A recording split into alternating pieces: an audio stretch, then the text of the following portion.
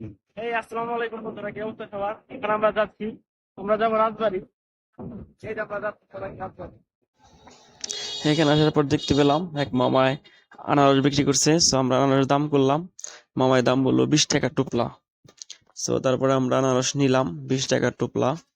দেখতেই পাচ্ছেন আনারস কত সুন্দর করে মামা সাজিয়ে রেখেছে। যে আমি নিলাম 20 টাকা টোপলা, এক টোপলা নিলাম। মামাকে বললাম মামা মাখিয়ে দিন। এরপর মামা মাখায় দিবে। দেখতেই পাচ্ছেন যে মামা এখন মাখিয়ে দিবে।